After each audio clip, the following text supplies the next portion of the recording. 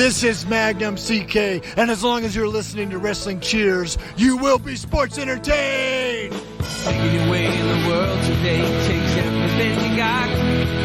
Taking a break from all your worries sure would help a lot. Wouldn't you like to get away? Sometimes you want to go where everybody knows your name, and they're always glad you came.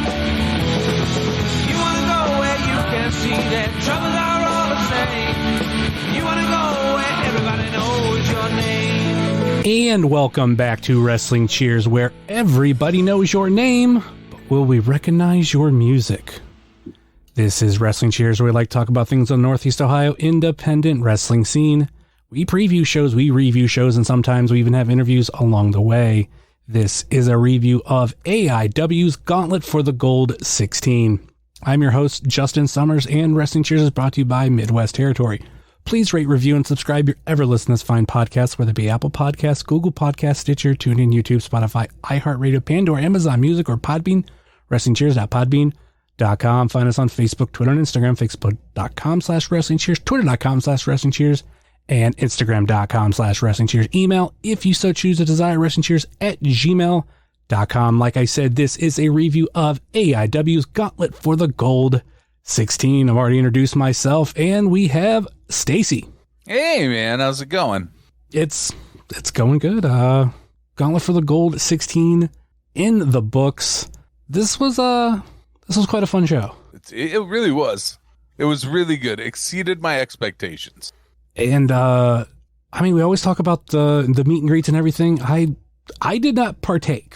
Man, I was really on the fence about it. There was a part of me that really wanted to do the photo op with Abdullah, but I decided not to in the end. And I'm sure, I rationalized it with the idea that, I'm sure John had him sign some extra shit. So at some point, if I want an Abdullah signed photo, I'm sure there'll be one over the merch. If there's not, well, fuck me. Yeah. But yeah, Abdullah had a line, man. Abdullah had a big fucking line. And I didn't recognize Larry Sabisco. Larry wasn't looking great. No. And apparently somebody told me he was he hurt himself or something. So he wasn't feeling good. Legitimately wasn't feeling good. But Larry, I realize he's old, but Larry looked old. I thought he was the handler of the Japanese girl. Because I initially saw them standing side by side. I'm like, oh, okay, this is whoever's going to be helping her. Okay, cool. And then I saw a picture someone post online of them with Larry Sabisco, and I went, oh shit, that's Larry Sabisco. Oh, whoops. Yeah. Because I was wondering, I'm like, where is he? Oh, he was there. He was. He was there. Sitting right beside Abdullah. You couldn't see him because of the fucking bananas long line there was for Abdullah the Butcher. Yeah. I couldn't tell, did he have forks there for people to buy and he signed, or did just a lot of people bring forks? I have no idea. Yeah, I know he had at least one fork because it was in every fucking picture. Yeah, I saw him signing some. So... yeah, I don't know if those were ones that, that's a smart gimmick to bring, I guess, but maybe difficult on a plane these days. I don't know. Hey, I want to bring this bag full of forks. I feel like that throws up a red flag. That's probably something Thorne picked up or someone in AIW picked up. Sure. But, run down to Walmart and grab some cheap forks. Yeah, I don't know, man. I didn't go over to the table, so I don't know. I'm sure somebody can fill you in on it, though. But yeah, I don't know. But Abdullah did business, man. Yeah, there was a line. I kind of felt bad for Larry Zabisco at times, where I was like, "Holy shit, Larry just got to sit here and watch Abdullah make money." Yeah, there's that thing about some of these legends when you see them later in years, whether you want to do the meet and greet because that's not necessarily the version of that legend you remember. And I felt that way with so many legends throughout the years, whether they've been coming in from AIW or just I go somewhere and see them. I think the worst is Bobby Heenan. Seeing him. Bobby Heenan's the all-time example of that, yeah. Yeah, the last 5 years or so of his life, that that wasn't the Bobby Heenan that I remember. Even when, maybe it was right after he got diagnosed with cancer, when he like slimmed down a lot, like that was doable. But once he lost what it was, his jaw or whatever like that, it was sad. Lex Luger's a little bit like that too. Yeah, I could get that too. I don't know. Abdullah's in a wheelchair, but I'm not like that. Didn't take anything away from me, really. Like that piece of it. I thought about it and I was like, well, do I need a picture of me and old Abdullah the Butcher, or do I just want to remember Abdullah the Butcher as that scary motherfucker that when I was like 7 years old and opened up an Aftermag made me genuinely afraid. Yeah. And I was like, I'll just stick with Abdullah memory. I don't need the picture with the guy. But he did business, man. Me not going to that meet and greet did not hurt anything. Yeah. I was supposed to do it for a friend because I had a figure to get signed from this said friend, but some shit went down to where it didn't happen. So, which Abdullah figure was it? Jack's Classic Superstars. Oh, okay. Yeah, not like the cool ones that he was bleeding and everything by I think Figures Toy Company or whoever did those. Yeah. Or that weird old Remco one. Yeah, that one where they couldn't make him fat, so they just made him smooth. Like he doesn't have like any kind of muscle definition. He's just like a smooth figure with a head on it. I can only imagine the price tag on that figure. Oh, packaged, it's hundreds of dollars. Yeah, but I think you can get a loose one. He came in a set with Carlos Colon, and I think like loose, either one of those figures aren't like crazy expensive, but carded, all that Remco shit's expensive. But yeah, that was the meet and greets. We didn't do any. And I think Yamashita, that's her name, right? The Japanese girl, she did some meet and greet. Yeah, I don't know if she was charging for pictures. I'm not 100% sure. I don't either. I know Young Ed got his. Yeah, he had a real concern that he wasn't going to, but he had to get his picture with his fellow once. Yeah. Apparently they had a little talk about twice. They talked about twice, or they talked about twice? I think they talked about once twice. Okay. How they were both onces. I don't see now. You've confused me, Summers. Who's on first? And right, once is on second. But happy that Abdullah the Butcher did as well as he did. Yeah, man, this is good. It looked like people were having fun in the pictures I saw with him too. But we had a pre-show match. We did. So let's start off with that. Vic Vice versus Austin James. How you feeling about both of these students? I like Vic Vice. Mm-hmm. I thought Vic Vice, like going all the way back to when those guys debuted, I thought Vic Vice was going to be somebody to watch. You know, he's improved quite a bit from the beginning. I think Vic has a bright future, to be honest, like real bright. And later in the show, he comes back with a little bit of fire. You know what I mean? I like that. Well, this whole match kind of gets a part two later on in the night. Yeah. And I mean, the T-ball kid, or what sport does he play? T-ball kid. I'm guessing he's good. I'm guessing it's baseball, but doesn't he sell like signed softballs? I don't know. I genuinely don't know. Is that what those like the fucking safety green balls were over on the table? Were those softballs? At one point they were, but like when I walked by his gimmick table, they look smaller than softballs this time. So I don't know. I don't know. I just saw those like high vis balls over there. I don't know the story of it. I never wandered over there, but T-ball guy. Yeah. It's like is he a baseball fury from the Warriors? I don't know what's going. I don't know the story. He's just a dude who plays softball. That's cool, I guess. Like beer league softball guy. I don't know. I mean, it should be more of him versus the Duke on stats. Yeah, I mean, really, that's like a built-in story there. Brock would be the guy to consult on that. He's got all the stats for the Duke. I don't remember him specifically, but the Duke has a storied history in softball. Maybe they can get a whole faction together, get Sid to show up. You just said an oxymoron. I've seen it. Sometimes he does. Like, you just got to work around his schedule and those government regulations. Trump's not in office anymore, so maybe that travel ban lifted from Memphis. Maybe. Maybe. We'll have to see. He has to fly out of Tennessee, though, so I don't know what new laws Tennessee's put in, because they seem to be enjoying doing some of that. So maybe there's some Tennessee flying laws that went along with some of their other laws lately. If so, they're probably just as bad as those other laws. So that might make Sid not able to show up. Yeah.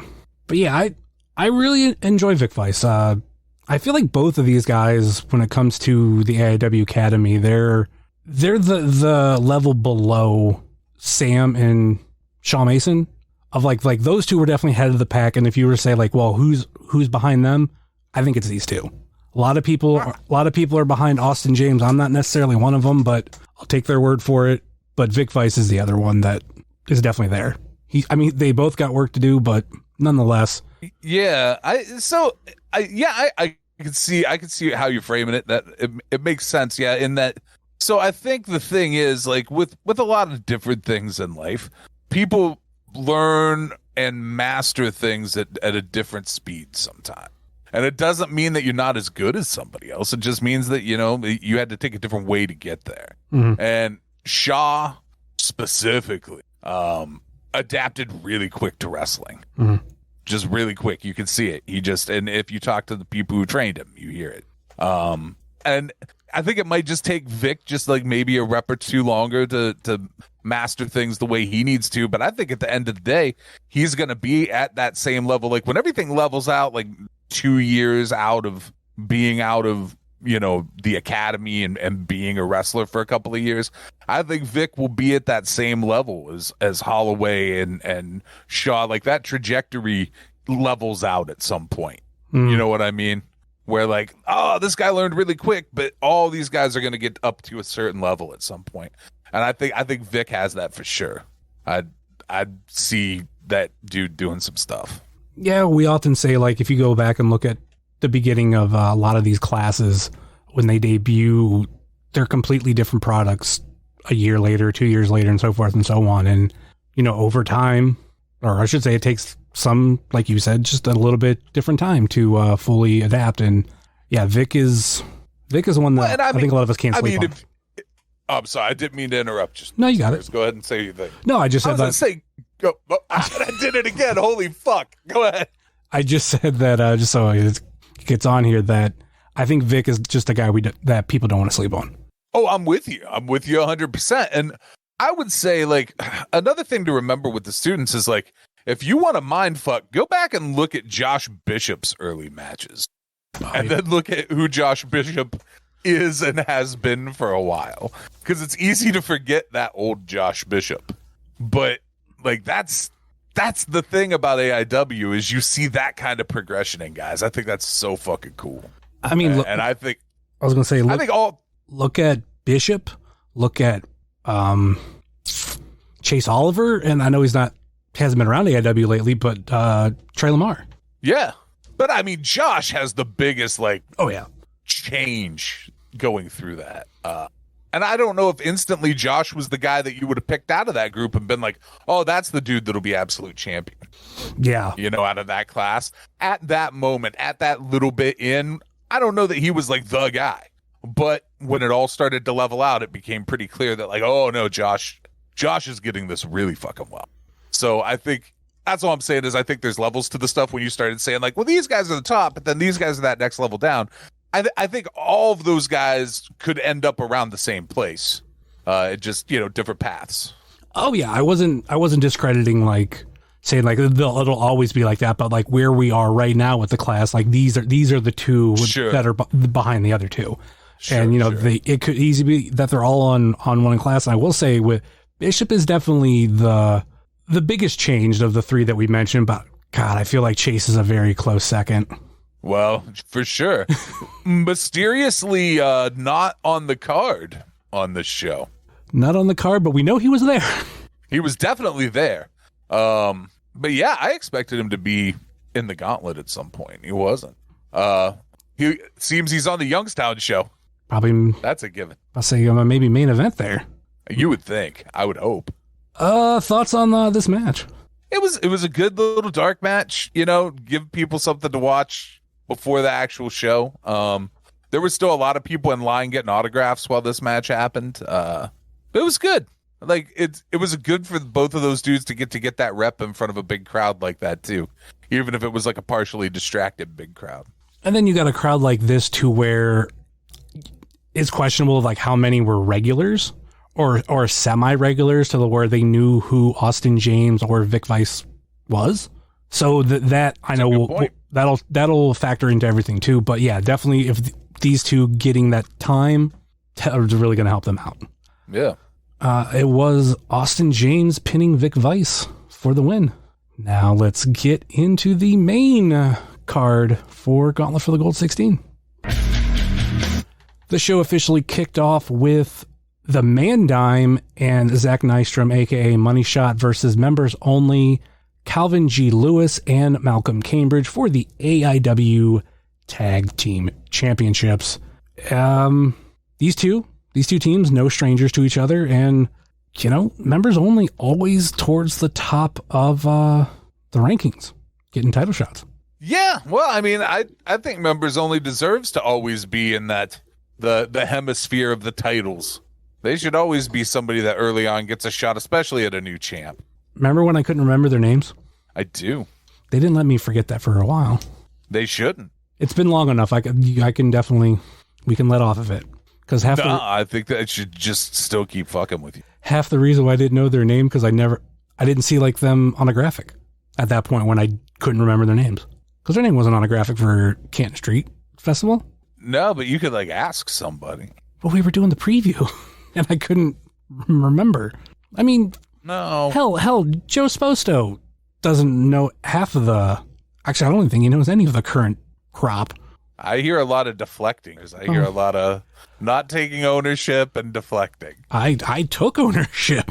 I'm just saying, it's been how long? Yeah, I would encourage them to still give you shit for it. And then I'll block one of them on Twitter again. Hey, man, you got to do what you got to do. But nonetheless, you want to talk about like a team that are just like students that have come more and more into their own. The thing that I really do like about members only is their look of looking like a team, how they come out. Just they've worked on it a lot and it shows. Yeah, well, I mean, and they kind of had that from the jump too, of like making sure that they had like complimentary gear and whatnot. Members only is very good, man. Very, very good. I don't think it will be too long before those two have their hands on some gold. Oh, I think I've said it before. Like, it's going to be a big moment when that happens because how many title shots have they had? A few, a couple. I mean, hell, their first match was against the tag team champions. I actually, if you kind of think about it, they've had title matches with like the past 4 tag champions. I mean, at some point, it's gotta pay off, right? And it'll be a big moment. Like for me, I think it's going to be very similar to when PME first won. Yeah, I think that feels like a thing that probably happens at like an Absolution or a Hell on Earth more than like a Gauntlet, you know? Mm-hmm. But we also got Money Shot right now, being the tag team champions. Cheating. I mean, that's kind of what they do. Yeah. The one dude must have heard that a lot of people was calling him FTR bald because he grew some hair back. Did he? Yeah, it looked like he had a little bit of hair growing in. Either that or he just forgot to shave. Yeah, looking at the pictures now. Yeah, I see a little bit of like fuzz there. That other dude's got his Gardner Minshew look still going strong. Yeah, the mustache thing just does not look good on him. I don't know, man. I don't know if it looks good or not, but it looks like Gardner Minshew. Thoughts on this match? I mean, it's somewhat what I expected from this match. I mean, it was a good match. It had a suspect ending, a little bit cheating, a little bit of treachery, and the first moment of the night where I felt like maybe the referee didn't learn everything he was supposed to learn about refereeing, because that count was quick. Yeah, that's what I was going to bring up too. That it was fairly quick, and then there was like later in the night he was doing he was refereeing another match and he was counting somebody out, and I'm like, oh, now we're going with like the regular count, not like 1, 2, 3, 4, 5. Yeah, that the speed of that count for the belts was a little quick. Is the ref on Money Shot's payroll? I don't know. I mean, so they seem friendly with the Duke, right? Mm-hmm. I don't know.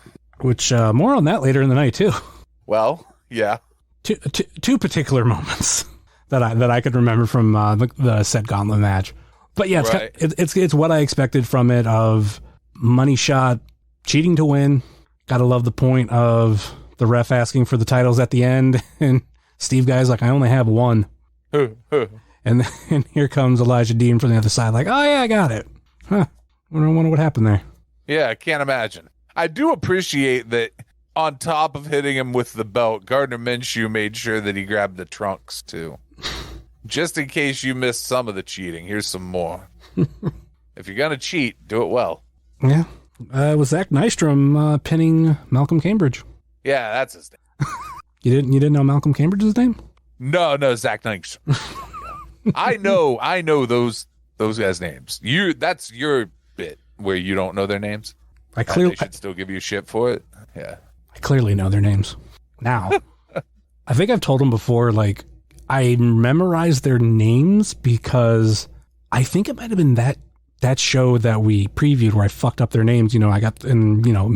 Malcolm gave me the big finger in the middle of the match. At that point, I was doing like TikToks where I would kind of like talk about AIW shows and like take little clips throughout the show, put them all together and do voiceover for it. Well, I would like mess up and I would completely just go back to the beginning and like re-record. I think there was a couple of times I slipped on their names, but there was other times that I slipped on other shit after them.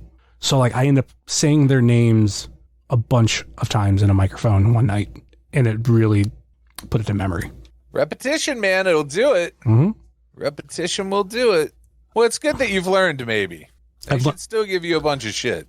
No, they got to remember that technically they moved on from that and gave me shit about something else. Yeah, I mean, I don't really care which thing they give you shit about. They don't give me shit at all anymore. I say that now and it'll like come back up, but unless you want them to give you shit, in which case, man, you should just leave them alone. I like one of them, not necessarily the other one, but one of them's nicer. The other one isn't. I don't know. That is not my experience. They are both nice to me. Yeah, to each their own. But let's move on to the next one. Dominic Garrini versus Kaplan. Yeah. Can we talk about that one door first? Which one? Oh, that one? The one that took like 3 tries, and when it wasn't breaking, I was like, man, maybe that's the one you put over like a guardrail and you fall through, not throwing in the corner. I don't know, man. I don't take bumps through doors, so I'm in no way an authority on this. But I feel like if it's not gonna break, I don't want that to be the one that I'm falling real far onto and then bouncing off of. I would rather the one I fall real far onto break. Yeah. But it was a resilient fucking door in the corner, man. It wasn't taking no shit. Yeah, there's just some of these doors that are a little bit harder to break than others, and that we got one in this match, but fuck. Dom. Dude, this match had a lot of fucking hard hitting. Like, it came out hot. Fucking Dom did a Tupe Suicido to the outside. Have you watched it back at all? Have you watched the feedback? I have not. FITE? Oh boy. So you should. Because there are little highlights that I picked up watching it back that, man, I love. Like, AIW has a bunch of wild ass little kids whose parents bring them to AIW. Yeah. And there is a moment where Kaplan throws Dom over the guardrail and they go out into the crowd, like right at first. And you know that the one dude, Chris, I think his Twitter was like Chris from Hawaii. Yeah, he's right now, I think, like the main one where his kid, like, you can tell who he's rooting for because he will flick off the opponent. Oh, like, dude, yeah, it was show. My favorite. Is there's a perfect shot of him just fucking giving Kaplan double birds as he goes over, as he climbs over the guardrail to go after Dom. I was like, the little fucking wild ass AIW kids, the best. Yeah, I consider him like the main one right now. He was at the last Toy Hio, him and his son, And when I was helping Danhausen, he was walking by, and he said hi real quick, and I looked at his son and I flicked him off, just because that's what he does at shows. Dude, this kid gave me this what the fuck look. But I noticed at this show there were some other little kids that were, I don't know if they were, I think some were flicking off, but not all. But nonetheless, I'm man, there's a lot of little kids here. It's more than I think about. Yeah, man, I'm telling you, I think the Canton Street Fair works. Start them young. But yeah, man, there was the pounce back over the guardrail too. Mm-hmm. So that looked fucking great. This is something that I want to say. The improvement in the shots that the students working the cameras are getting now compared to what they were getting before, the repetitions have helped, and they're anticipating shit and getting really cool looking shots of moves now, shooting it from places where it's going to look the coolest as it happens. There's the spot later after they pull out the fucking plastic bins, when it's the fucking both shots that looked wild with the plastic bins. The camera work is fucking great. The one that busts over Dom's head and goes all the way through, that had a great side up shot, and the suplex onto the pile of them was shot so that when those pieces exploded, they exploded out at the camera. Fucking great job. All those dudes should be super fucking proud of themselves. It looks fucking great. I mean, for a lot of these students to kind of get thrown into that situation from the rip, it's not you're just becoming a cameraman for a wrestling show. You are basically replacing an experienced crew. And then when we would get Gary, one of the best cameramen of independent wrestling.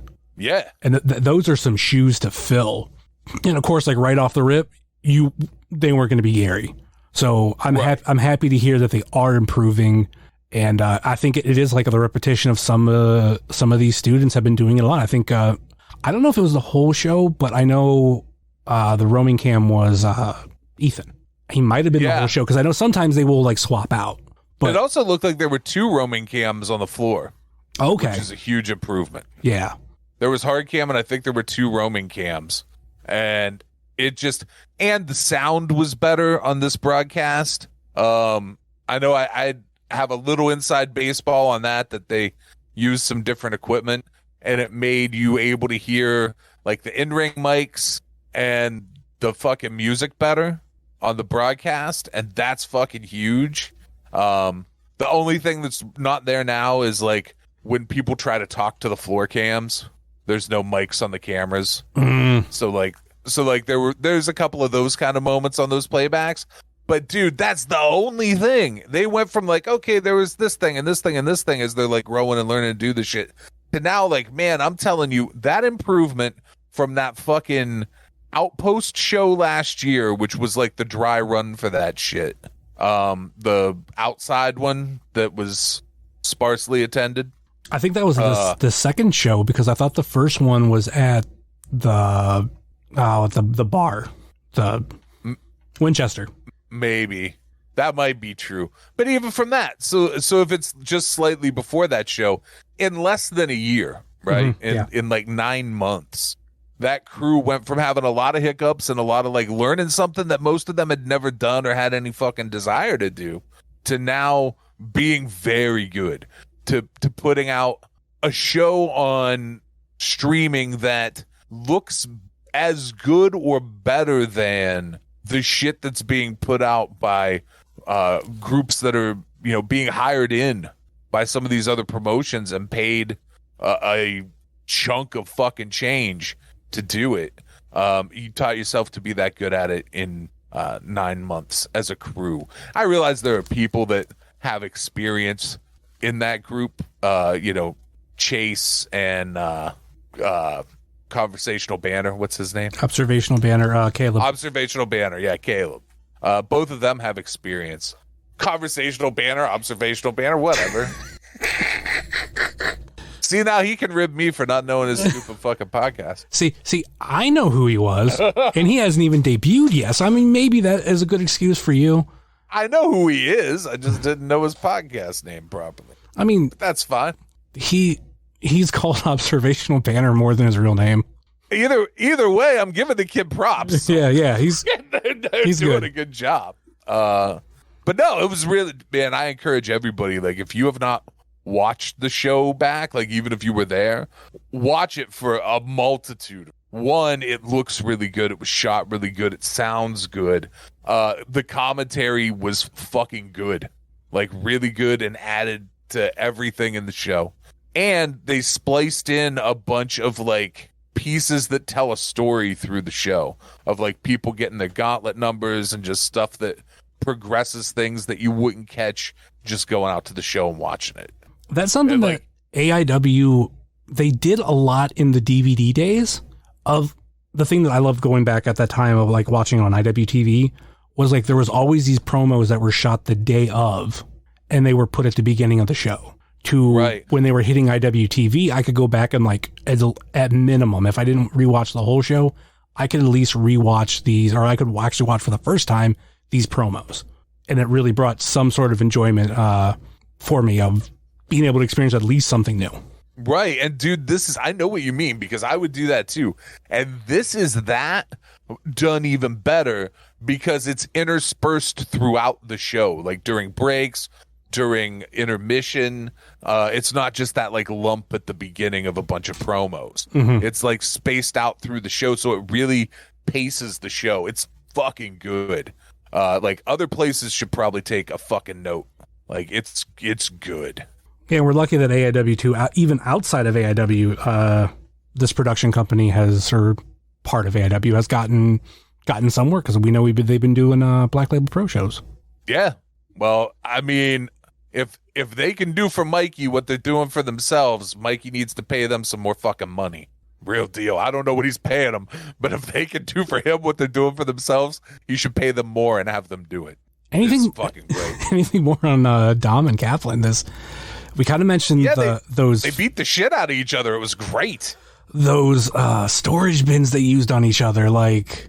Oh, dude, the fucking. So when they pulled those out, I was like, well, that's a bad idea. And, like, the fucking hit that just dented, like, it didn't break. It just, like, dented in. Dude, I felt it in my soul. Like, that had to fucking hurt. If I'm correct, like, every time Dom would use them on Kaplan, they would either dent or just, like, I don't want to say that they wouldn't do anything. They just made impact. That was it. Fucking Kaplan uses them on Dom. I think it was like every hit shattered one. Like, yeah, dude, damn. the one his head goes, like, perfectly through. I think it's the one that ended up cutting him. Mm-hmm. But his head goes, like, perfectly through it. There's also, like, a little spot in this match, like, kind of towards the end, where they're in the ring together, and Kaplan is just hitting him with, like, standing back and forth lariats, like, left, right, left, right, left, right. That looked fucking great. That looked tough as fucking nails. Yeah, this was an insane match for these two.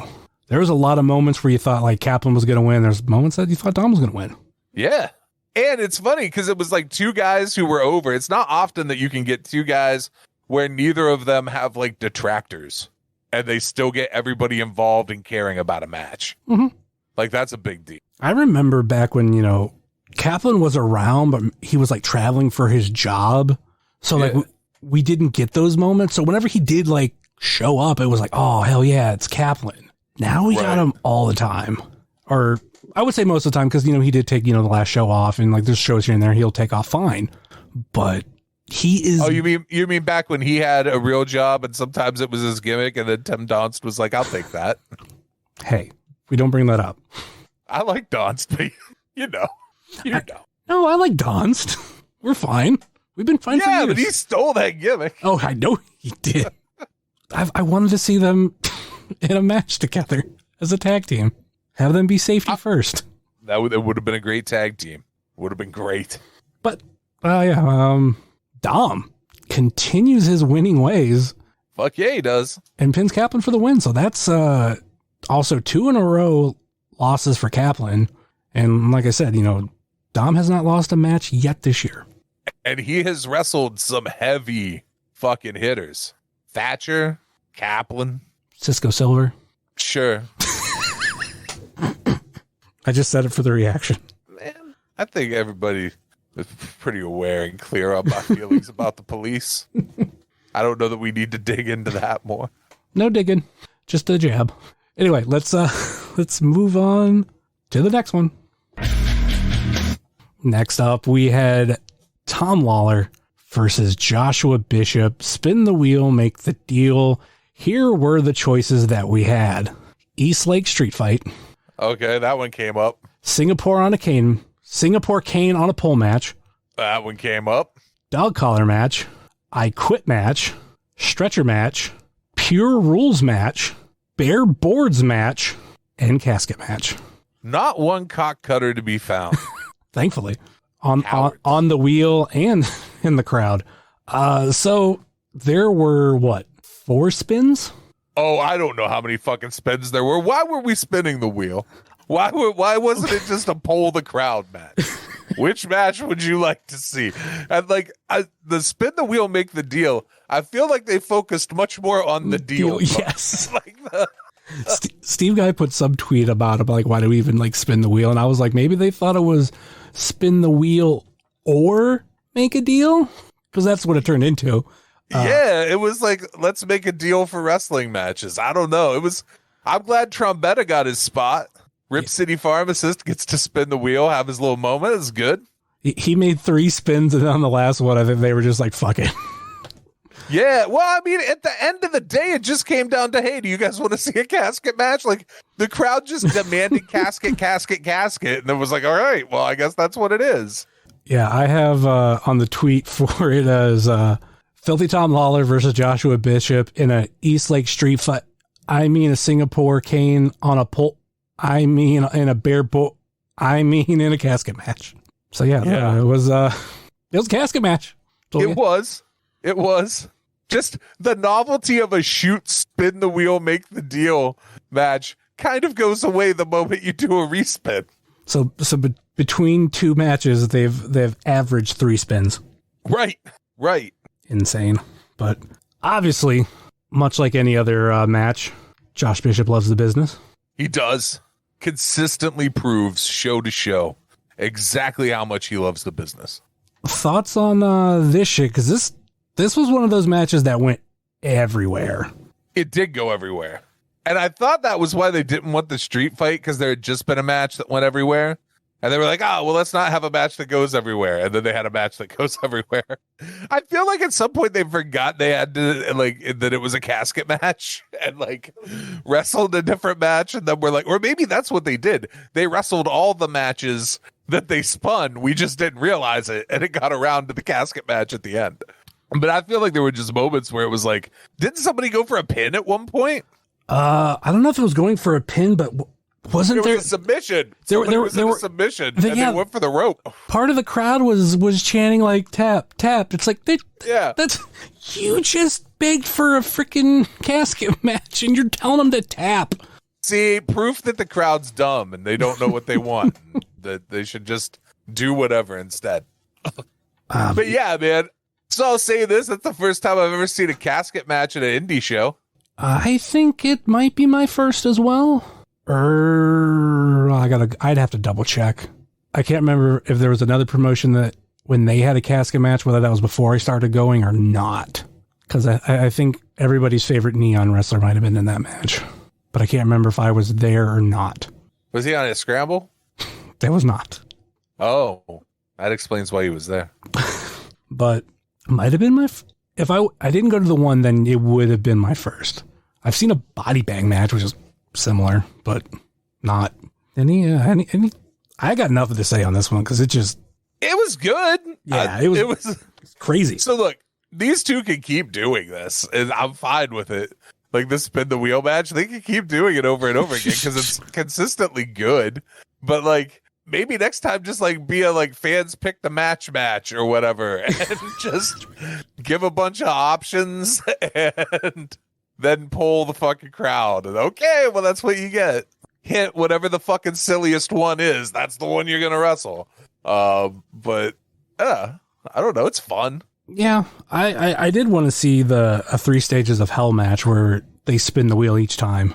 Well, see, and maybe that will appease the like, oh, well, we get this match, but we got a shitty stipulation we don't want. Okay, well, at least we have 2 more. Some of those, I don't know how you do one after the other one, though. True. I mean, you'd have to just have different selection. I mean, you could I Quit, Singapore, Kane on a pole match. That would be. Yeah, but what if that's not what rolls up? What if you get like a casket match and then like whatever, a street fight and then a stretcher match? How do you win that? Have a street fight, put him in the casket, put the casket on the stretcher? I don't. I said, they'd have to have a different setup. Yeah. I just mentioned the ones that I knew would work. Could you imagine these two in like a pure rules match? They could do it. Honestly, that sounds interesting to me. I was rooting for Josh the Bishop and Tom Lawler in a pure rules match. I was rooting for the Bear Boards match. I was close. I was very close. Man, I bet you the students were not. Because it wasn't the last show.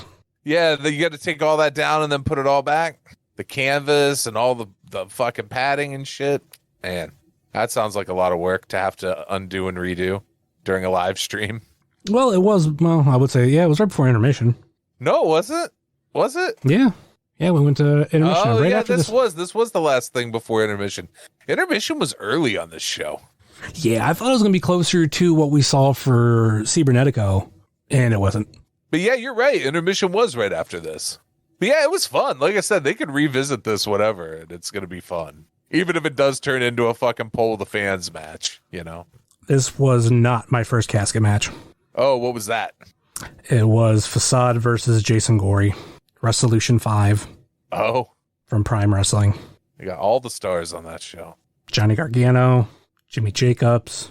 Oh, they actually do have stars on. Rhino, which there's a pretty funny moment in that match where the ring broke.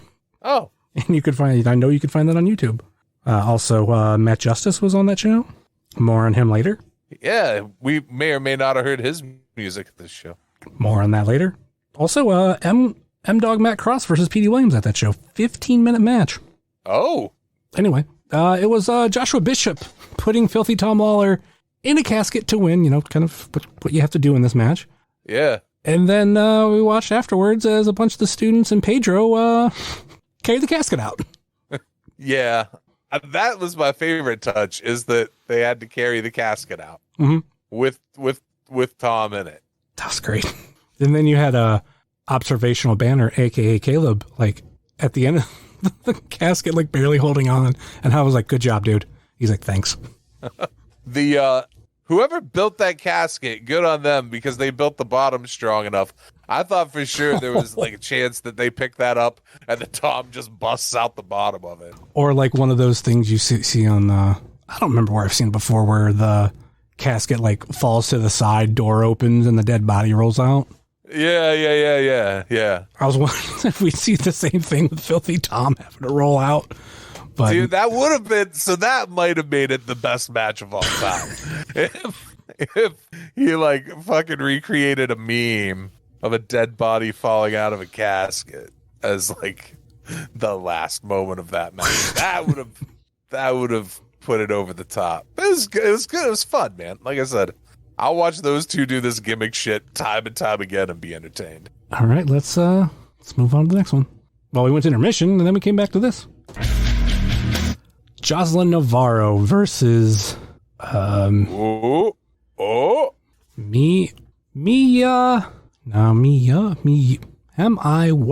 Maya Yamashita, something like that. Caden, correct Justin at some point. Yeah, Simp Boy, correct me. I bet he knows how to say her name. Oh, I bet. I bet he subscribes to Steph Delander's OnlyFans too. Come on, man. Hey, come on. It's probably what he does. You gotta put people's personal shit out there talking about what I said probably. Speculation. Maybe. Goodness. Guessing. Anyway, Jocelyn Navarro versus Yamashita. This was very good. Mm-hmm. Anytime Jocelyn gets time to shine in AIW, and I wish there was a lot more outside of AIW, I'm 100% for it. She deserves it. Yeah, Jocelyn's great. It was really good. There's nothing where I could be like, oh, this specific thing. It was really good. Mm-hmm. You know, as far as what I've always heard them say in wrestling is like, you're only as good as like your best opponent type thing. And being able to work with a talent like this, like that's a feather in the cap. Dude, I'll say this. The Yamashita, her kicks look like they hurt. Got a it. lot. Yeah. Like, if you stand in there and take those kicks, man or woman, I'm going to think you're tough because they look tough. Mm-hmm. It made Joss, like, it gave Joss, like, a new level of, like, toughness, I think, coming through this match. And that's the thing about Jocelyn. She's had a lot of tough moments. Yeah. Especially, which she hasn't done it I would say as much lately, but whenever she gets into a intergender type match, whether it be one-on-one or tag, like, she will hit, she'll hit every opponent the same strength, no matter who. Yeah. That match that she had where the team was her and members only was fucking great. Fucking great. She wants to be a bad guy, but I'm like, I've explained to her, I'm like, that it just doesn't, it's not going to work here. She could be. I think if she wants to be a bad guy, be a bad guy. People are still going to like her, though. Mm-hmm. Well, that's what I mean. Like, it won't translate. And I think it could translate fine. She could be like a huge asshole to everybody. People are still going to cheer her. Mm-hmm. You're just going to have like it's going to be the weirdest fucking like anti-hero spot, you know? Yeah, like look at Derek. Very much like that, where like, yeah, if she did heel shit, it would just be, you know, that she was being the jerk everybody liked. Mm-hmm. I would say I do think it works for people who aren't AIW fans. When you have the people coming in for the autograph signings, or maybe it's just like they've kind of heard about this and they want to check everything out. Oh yeah, they'll probably go with like, well, I don't like this person. This person seems like a bad person. I'm not supposed to like them. But at the same time, they won't understand why everybody's rooting for him, because we get that a lot with Derek. I feel like the regulars and all that, like, we love him, but you get, you know, like at Youngstown, like where him and Ziggy were going at those fans. At East Lake, man, when we get to that match, that bachelor party, man. Is that what we were making comments about them the whole night, like me and Trabetta and that group? Yeah. Because the Green Ranger kind of like disappeared for a while. Yeah, he came over and asked me if I had seen his water bottle, and I was like, it went that way. Seemed like he needed every ounce of that water. Like, they seem all pretty drunk. He seemed to be one of the worst ones, because I know for a while, I think he wasn't even there. Oh, I don't know. I was watching the show, not them so much, but there were moments where they made themselves part of the show, specifically at the beginning of Derek's match. Wasn't necessarily as that we were paying attention to them, but like from where we were sitting, like we see these 6 dudes dressed up like Power Rangers or in costume shirts. Yeah, I was going to say, I think actual cosplayers would take offense to you saying that they were dressed up as the Power Rangers. They had novelty T-shirts to represent being Power Rangers members. Yeah. Otherwise, they were just some dudes out for a bachelor party. So when you see the Green Ranger getting into stuff, and then all of a sudden, like, he ain't there for a while, it's like, oh shit, did he take everything too fast? He drink a little too much, but yeah, nonetheless. Anything more on Jocelyn's match? Another win. Yeah. She's racking up wins, man. Jocelyn pinning Yamashita for the win. Like, I think they said it on commentary on the show, but it's got to be close to a year since she's lost a match, maybe?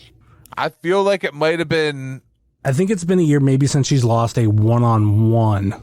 Yeah, since the last hip-hop show.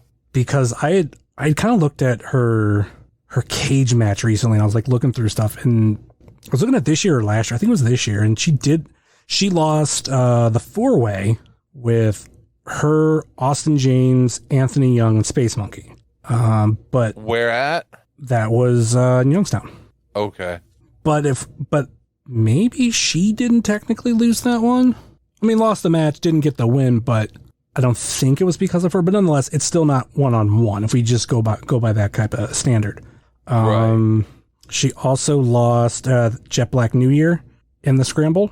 Right, but not in a one-on-one. Yeah, not in a one-on-one. Beat Slamovich, beat Mandy Leon, beat Alice Crowley. Allison K. Beat Allison K. I'm going back one by one. We're not that far yet. She beat. Oh, got you. She beat Philly Collins at Wrestle Rager. Her last one-on-one defeat was Jaylet versus Marino. Oh, and that's a long time. And she hasn't lost a one-on-one, or just say she hasn't lost a women's match since the Rap Show. Yeah, Gangster Rap Made Me Do It versus Katie Arquette. It's a long time. And even if you look at it like in the women's division, Katie Arquette is the only recent blemish on her record because she did lose 2 in a row to her, that and Cibernetico, but she beat Shaza McKenzie at Eyes of the Beast. She beat Katie Arquette at The Doctor Is In. She beat Lou Fisto. And you know what? I'm Not Leaving. And that'll take us back to 2021 where I know she had a loss in the women's division. Her last loss in the women's division outside of Katie Arquette, Thunder Rosa. One step ahead. Right, who at that point had been AEW Women's Champion. No. Or was soon to be. Yeah, she was soon to be. Because I believe at this time, Britt was champion. I mean, either way, that's somebody who ended up getting one of the highest, titles that you can get in wrestling. Mm-hmm. I think the move is for Joss to just go for like the Intense title. Yeah. Yeah, if we're not getting the women's title back, then yeah, go for it. Or even I've joked before, she goes on eBay, buys the title, and just say you're the AIW Women's Champ now. Huh. Well, I mean, you can buy the title. You can. I was telling that to some wrestlers at Cibernetico. I was like, yeah, you can get on eBay the women's title and the Intense title. You can even get the old Intense title off eBay. Yeah. You can get the Intense title with the Biggins plates and without. Mm-hmm. So, because in a way, I think that would be funny. Jocelyn just comes out like, I'm champion, and then if Shayna Baszler has a problem with it, she can come find me. Now, I know she's not going to come to find her at this point, but set something up. But I don't know. Lots of changes going on at her workplace. Who knows? That is true. I don't want to see her lose her job. Oh, I'm not even saying that. I'm saying who knows what the future holds when Endeavor takes that company over. People might be allowed to do outside shit. Who knows? There's no way to know at this point. I wasn't even thinking about that, but you also think of it, that's Shayna's old employer and her current employer. Uh-huh. I'm sure there are people in that locker room who aren't real excited about this. At least 3 of them. Yeah. Former employees. Oof. I would say 4, but I bet you the one doesn't care. Oh, if the 4th is Brock, I promise you he doesn't care. Yeah, that was the 4th one. Yeah. I don't know shit about shit. Never met that guy once in my life. Positive that guy don't care. Nah. He just kind of wants a paycheck. Does the money cash? Cool. I'm going to my farm. Yeah. Tell me when you need me. All right, let's... Tell me when you'd like to give me more money, and I will be back for said money. All right, let's move on to the next one. Next up, we had Shaw Mason versus Derek Dillinger for the AIW Intense Championship. And I forgot, the second half of this show, up until obviously the next match, there was a group behind me that kept yelling that, we want Hard Way. And it's like, he's in the championship match. Like, I mean, it's not going to be the main event of the show, but it's definitely going to be like right before. So, dude, do you not remember the West people? Yeah, I was about to say, yeah, I remember them. They would chant, "We want Wes," when Wes was out there.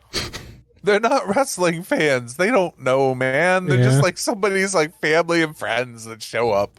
Like, it's those people are fine, man.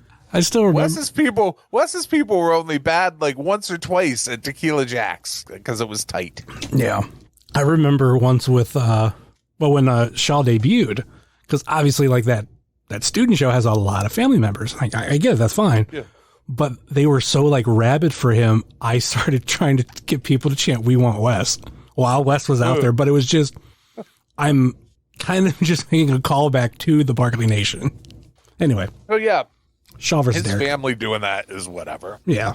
Look, I mean, it wasn't as annoying as the Barclay Nation, but they would say it like before these two matches before his match. And I was like, yeah, he's like, we're getting there. We're getting there. But nonetheless, Shawn Mason versus Derek Dillinger. We kind of made some references to this earlier with the Power Rangers getting into it with Derek a little bit. Yeah, I don't know what they were saying, but there was a lot of back and forth with Derek and one of those guys from like the ring, and Ziggy lost her shit on those dudes too. I don't know what the details of it were, but like they were clearly talking shit. Well, I think it was like Derek and Ziggy talking shit, and what I remember correctly was like they actually liked Derek by what they were saying. Yeah, I mean that's what Derek does. You could be rooting for him and he'll still talk shit to you, throw your water. Dude, like he don't care. He is the fucking best at working a crowd. Oh God, yes. And just making them get fucking pissed off at him. It's fucking great to watch. It's one of my favorite things in a Derek match. The best Derek matches are the ones at like the fucking North Canton Community Day and shit. Like where it's like a family crowd. Mm-hmm. Because he gets those people like triple riled up. But dude, Shaw's family is such easy marks for him to do it to, and it fucking is so it's beautiful. It's fucking fantastic. Yeah, there was a moment in this match, because this was another match that kind of went everywhere at one point, where Ziggy and Miss Frizzle were going at it. Yeah. That was one of those. That's the thing. They get fucking his family, man. They are passionate about Shaw's wrestling career. It's fucking great. It's great, but it gives whoever's working against him, like everybody should be watching what Derek does, because any match you work with Shaw, you'll be able to get that out of those people. Mm-hmm. It's so good. It's so good. Did it seem like they take it to heart? Because some of them, I think, kind of get it, but I can't speak for all of them. I think they probably get it. I mean, a lot of things is like wrestling's fun, man. Like if you let yourself just fucking get into the story of whatever's going on, wrestling's really fucking fun. And like it's all kind of new to a lot of those people. So it still has that newness where they really get into it. You know what I mean? And like sometimes it's even beyond that. Like the people who I've seen be like the wildest like wrestling fans, some of them are like old ladies and shit. You know what I mean? Yeah. Like, so what I mean by like taking it to heart, I mean you got those people that like when they talk shit to wrestlers, like it looks like they're legit about to fight. Like they're so pissed off and they're taking it to heart. But you will have the ones that will get into it, but like they know like there's a line and they won't cross it. And probably when the wrestler walks away, like they're laughing. Here's the thing, man. I always hope somebody crosses the line. That shit's funny as fuck to watch. You want to talk about how Derek is with crowds? When I see him at OCW, like I don't care that it's right down the road from Tadmore. That's a different type of fan. And he loves getting into it with them. And I love watching him do it. Like this is the same place that back in a previous version of the production when him and Eddie Only showed up, they had like a moment where they kissed each other. And of course there was a fan said the wrong word. Oh no. Yeah. I mean, of course it's going to happen at this show. Yeah. You got fucking talk shit to afterwards from, or right after he said it to like from Derek and Eddie. Yeah. You can't say that shit. Nope. But you can at that show. Anyway. Yeah. Sean Derek. You just painted a poor picture of that promotion. It's not the promotion. It's the people that show up. That's the difference. It's not like they're going out like it wasn't like a bunch of them. There was just one fan that tried saying it. Okay. And of course, like you'll get some of them that try to do the same shit other times. And that shit people try to stop it. Like, yeah, don't do that. It's stopped. Yeah. But this is also the same fan base that when the Von Englands were there would try to chant USA. And I'm thinking, how many have Confederate flags at home? Just asking. That's a whole different podcast, Summers. Yeah, and I ain't getting into it. But anyway, Derek versus Shaw. Dude, I put this together. I admittedly am pretty high at times. But I thought you were straight edge. Watching this, I know, right? In watching this match, there was a moment where I was like, man, this has real like Mike Tyson's Punch-Out vibes. That was a note I had from this match. I'm just picturing you watching the match and then hearing like music from Mike Tyson's Punch Out? No, it's because like so Shaw like with the singlet and shit sort of looks like the little guy that you control on Mike Tyson's Punch Out. And then Derek's a little bit bigger, and like the dudes you always fought were a little bit bigger and more colorful. Colorful gear on. So, oh my God. You're saying he's Little Mac. Yeah, Shaw Mac. Yeah. Yeah, there you go. He can do a fucking, his next promo can be him riding a bicycle while someone yells at him. Who's gonna be the coach? Oh, I don't know. Coach? Yeah, that's what I was about to say. Port O'Shea? God. Dude, Derek's one finisher, I think it's called the director's chair, right? I think so. Yeah. Dude, that sequence in this match, when he hit that, and then he also hit that, like, fucking ear clap, that was really fucking cool. Really fucking cool. And it looked cool in the replay. Also, I think another thing that made me think Punch Out was because there's that moment, like, when Shaw dives off the top rope, and Derek just punches him. Shaw, if you're listening to this, I want you to now, your next shirt, I know you just came out with one, but your next one needs to be a Punch Out parody shirt. We've already seen in the world of AIW someone parody Dr. Mario. I think you could do a nice Punch Out one. Yeah, yeah. But so like the Destroyer looked really fucking good. I also really dug, man. Like when this match finished, like both dudes sold everything through. Like Derek gets help to the back, and like Shaw was knocked out, man. You know, like Derek was all the way to the back before Shaw got up. Like this, it was match of the night to me. And Shaw is like he's very fucking good, and Derek we've all known is very fucking. He's gotten so great over time too. Like the work and everything he's put into his character per se is phenomenal. Yeah. I'll tell you, he's untouchable working a live crowd. Like for who's on the roster right now, he's easily like him. And I mean, Duke is very fucking good at it too, and has been for a long time. But Derek is like even level with him at worst. Yeah. You know, Derek has a match this Saturday in Akron. This Saturday? Yeah. Going up against your boy. Who's my boy? Chuck the Truck. Oh, shit. Chuck the Truck. Yeah. Oh, man. For the Ohio Heritage title. I might have to buy a ticket. Might be the only one. Oh, that's even better. That's even fucking better. Where's the show at? Oh, it's an OCW show. So what's that mean? I'm just saying that's the promotion. It's No, I know that you're saying that's the promotion. I don't know where they operate out of. Well, normally I should say normally, but like their one main venue is right down the road from the Shrine, but this one is actually at a park, Tim Tam Park.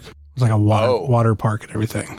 Oh, at a water park. Yeah, the guy who owns or partially owns OCW also owns the park. Oh, okay. Yeah, I don't know if I'm going to a water park.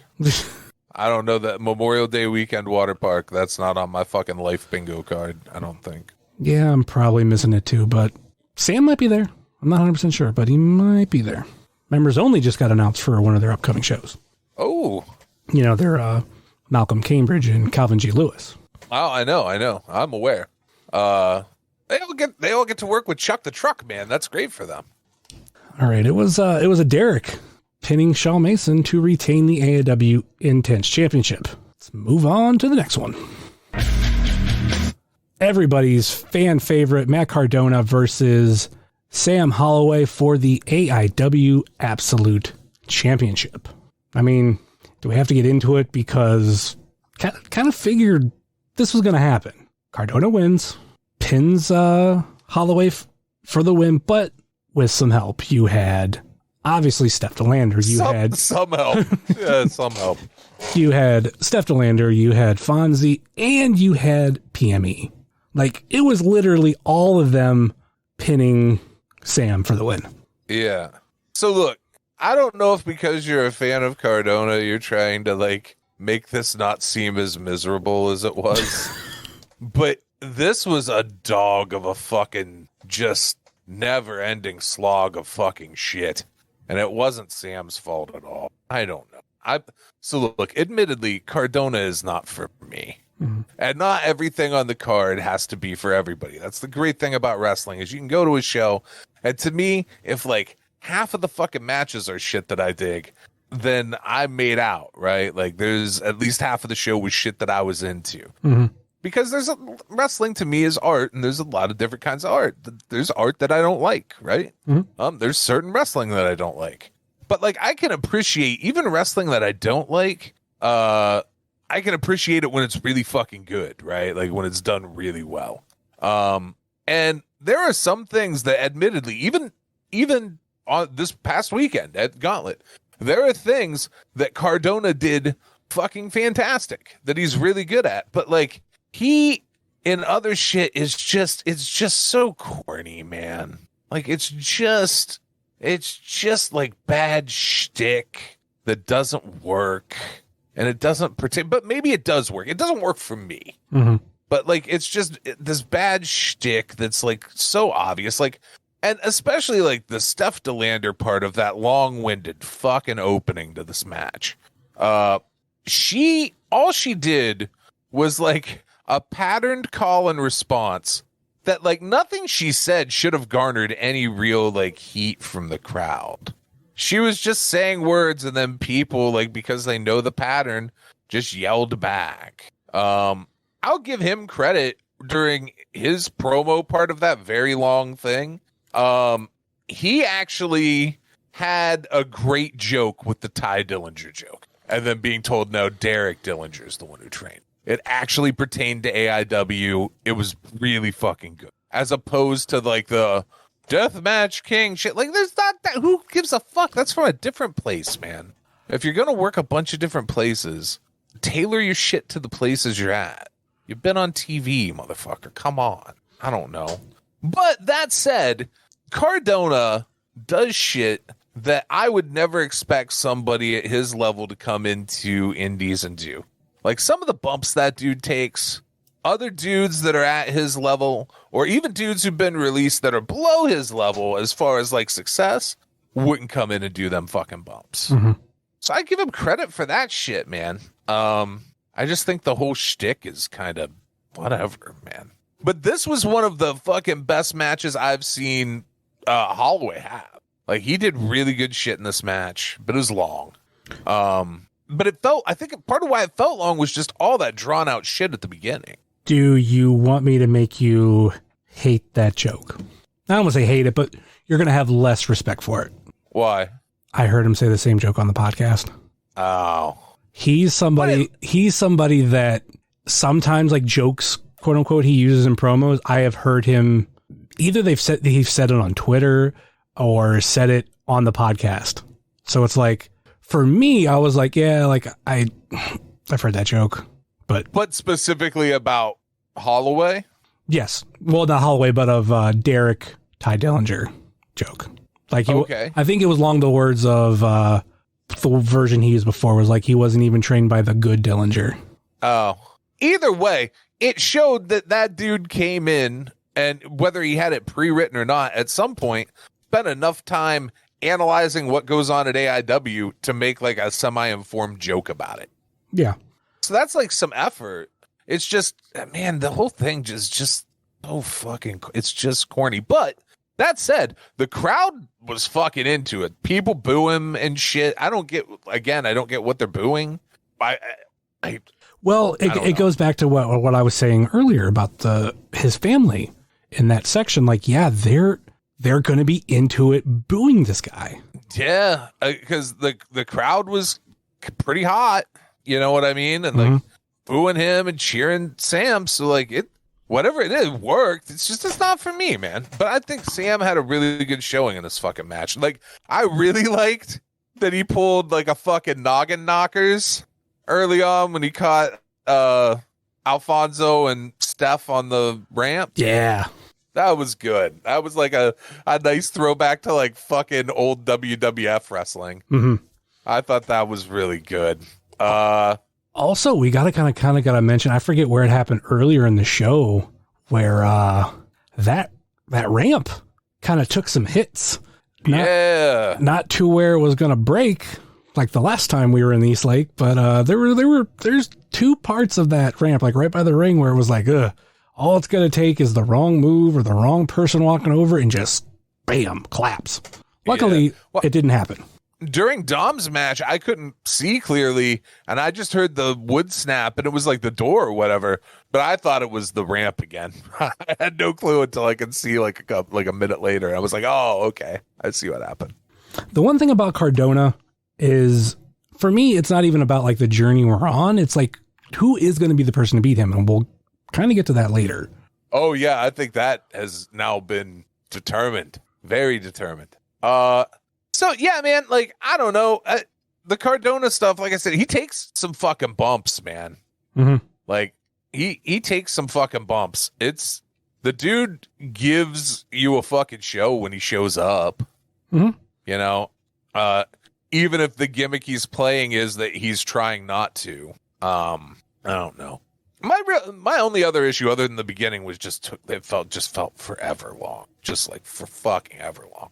Was like, what's the deal with the like, make sense of the match for me.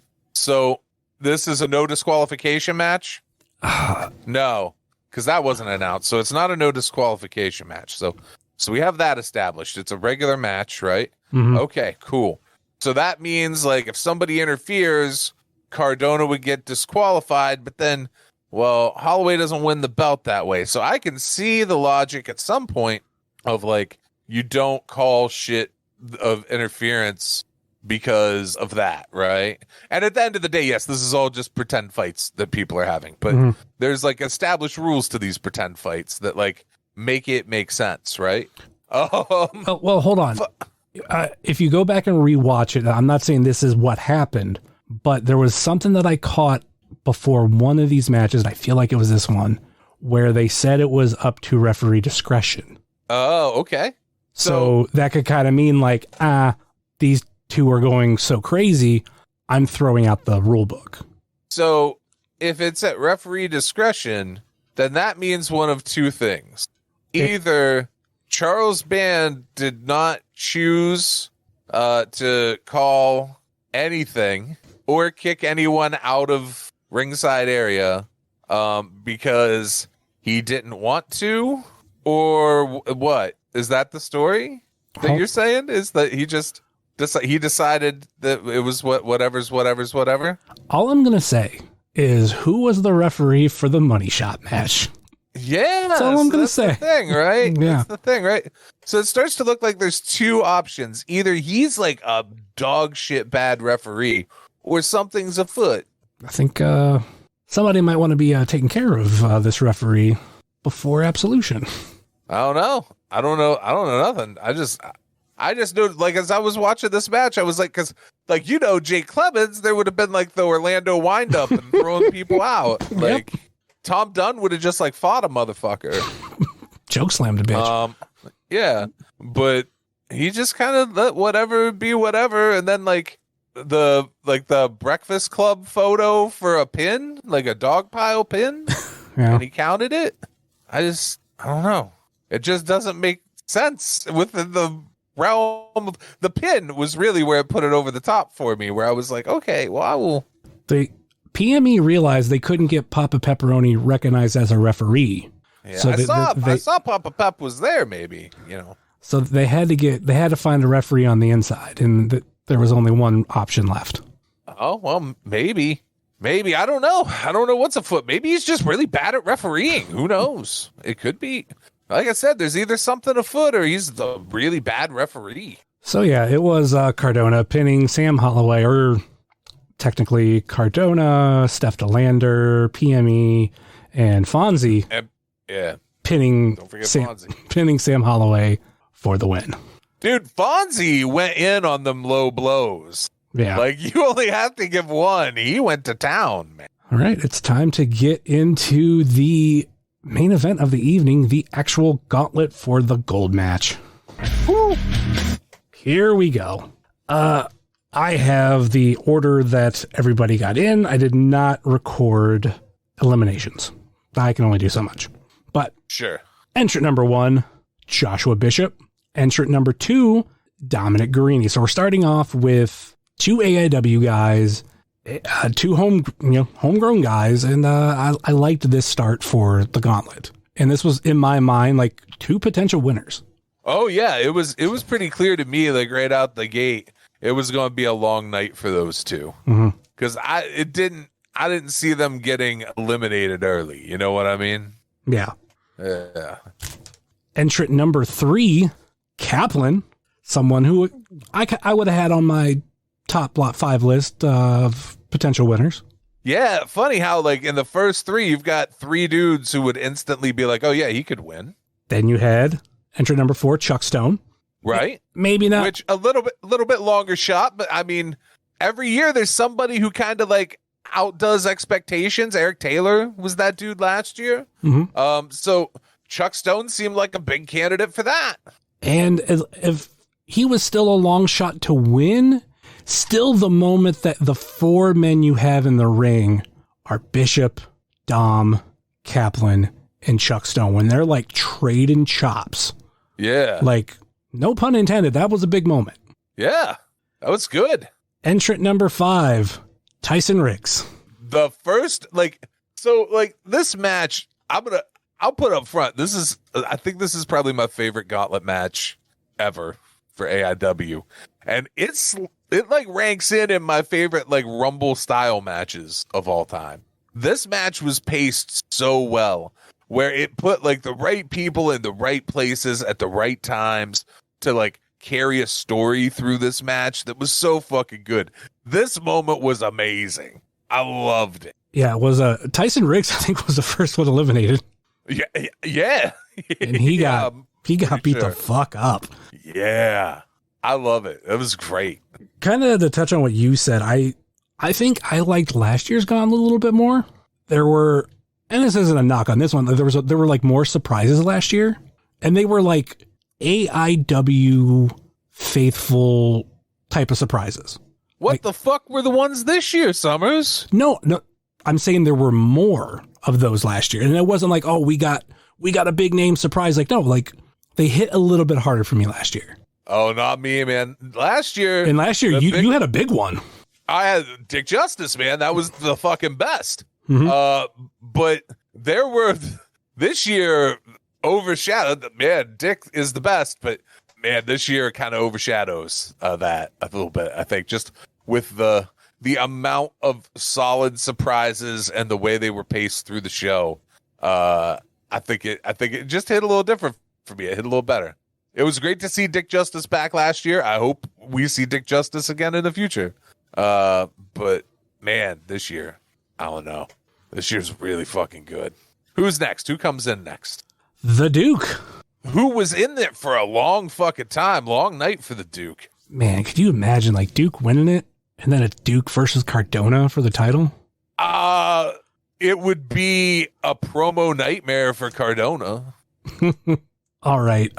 Before we get to entrant number 7, where I was sitting, if I looked by the curtain that was dividing the locker room and the main area, sometimes there were certain things I could see. I kind of had this one spoiled for me, but I wasn't 100% sure because I actually thought it was somebody we might see later.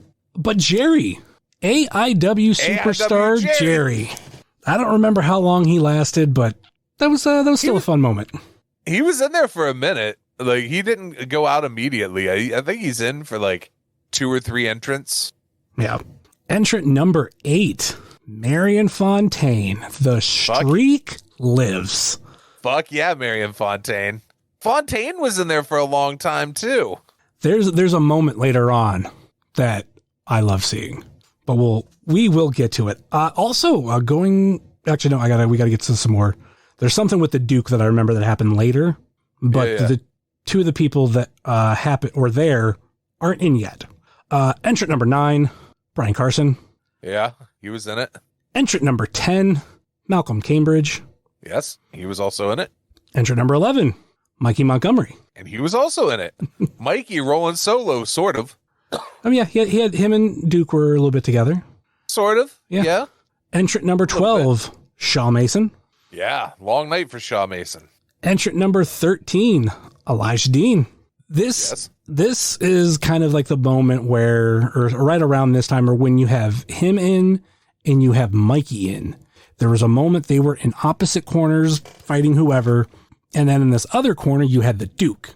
And Dom was like, why aren't you going to help your boy? And he's pointing over to Elijah Dean. He's like, no, I got Mikey over here. And he was like, no, you got him. Go help him.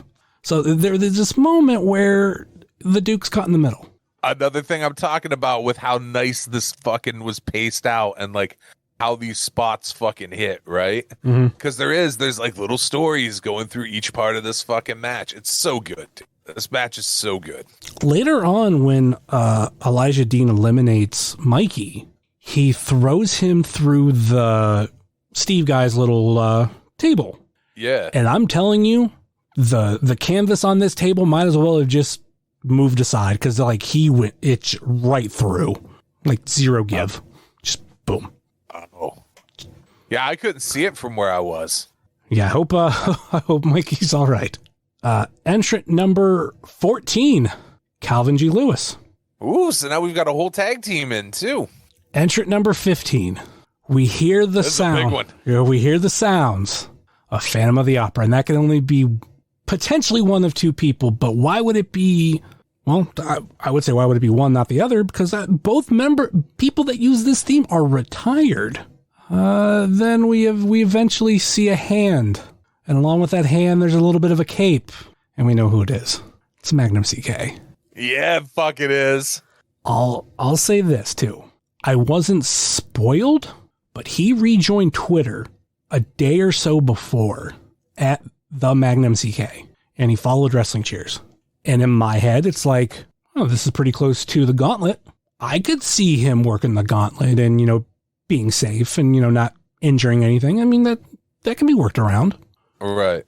But Magnum could just be rejoining Twitter. Sure. I've seen shit like that, just people come back. But yeah, he's back. Yeah, dude. It's so good. I love that so many people at ringside had no fucking clue that he was going to take their hats and throw them. Just like back in the beginning when nobody knew that's what was about to fucking happen to them. It was so good. Dude, that crowd popped so fucking hard for Magnum CK. It was amazing. I was so fucking happy. Fucking ecstatic. A few notes on that. I was the last hat. Oh, I know. And yeah. Pam caught your hat. Which I was happy it went to somebody I knew, not like, oh shit, now I got to go try to grab my hat. I was like, cool. Let me tell you a story about the badass little AIW kids. So Magnum grabs your hat and throws it through the fucking air, and it lands like right in Pam's hands. And this little kid comes around the corner from like the other side over by the entrance ramp. Mm-hmm. This little blonde kid in a red jacket fucking swings around the corner, and he's like, I'll take that. Like, it tried to fucking steal your hat. My hat's not even going to fit on his fucking head. He didn't give a fuck, I know, man. But I talked with Magnum after the show, and he told me he felt bad for throwing my hat because he knew the last one had to go the farthest. And I was like, you threw it to Pam. So like it worked out perfectly. You threw it to someone I knew. So also, he did put it on Twitter. I think he did, where he talked about how he wasn't sure if he was going to get a reaction, because when the music hits, there's no reaction, but it was because we didn't know who was walking out. Right. Well, there's that piece of it. There's, you don't know who's walking out, and that music starts really quiet. Like the same thing sort of happens with the next surprise, where like it takes a second for people to realize what's going on. But like, dude, as soon as the arm comes through the curtain with the fucking the cape on, with the robe on, yeah, instantly the crowd's like, oh shit. Yeah, man. Yeah. And then I had a great moment with him afterwards, like when I was talking to him. For those who know or don't know, like when Magnum was around, he was always posting these photos from wrestling shows, like, I'm at wrestling and so can you. A little over a year ago, I decided to borrow that and do it on TikTok, where I'd be like, I'm at wrestling and so can you, and like show wherever I'm at.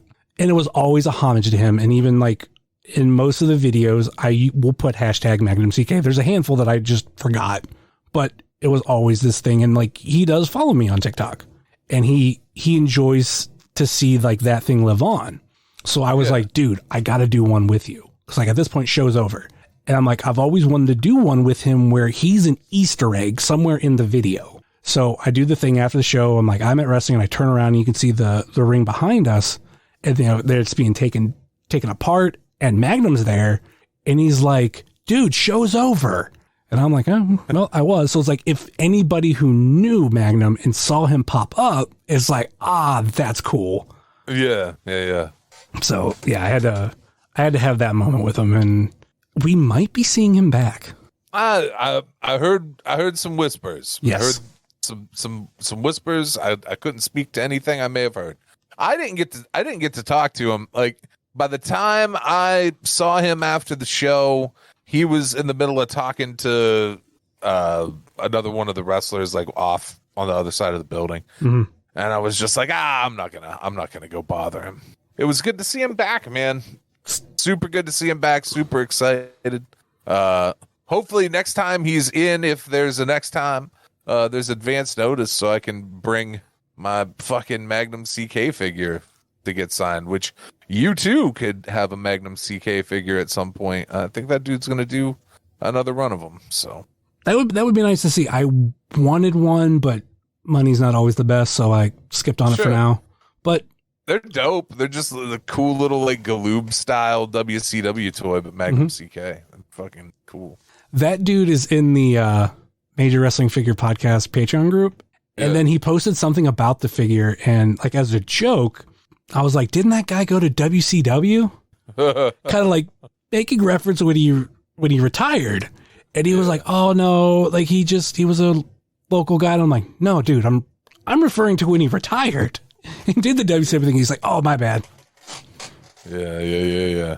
So yeah. No, that was a great surprise.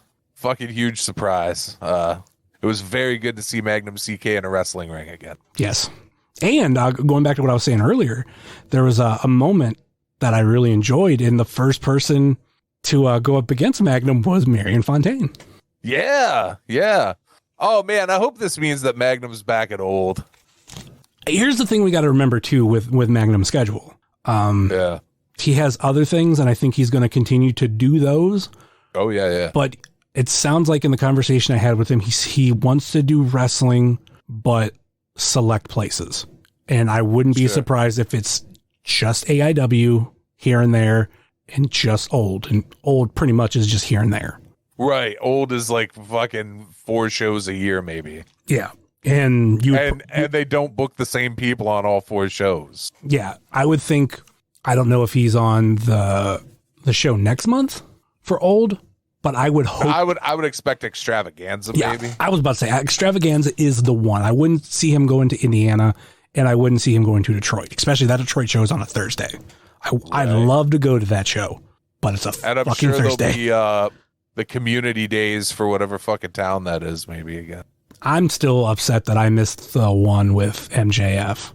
It was great. Because to see like this other version, quote unquote, of him, I think would have been interesting. Yeah, he was like a golfer. Yeah. Would you say it's a little bit ish like Danhausen? Like Danhausen and his old character are similar, but there's still some differences to the same thing with MJF. Yeah, it was very similar. Like it was basically him wearing different clothes. And I love the story that you told me, I believe it was, that he kept trying to play it off that he wasn't him. And when he was in character and old, yeah. Yeah.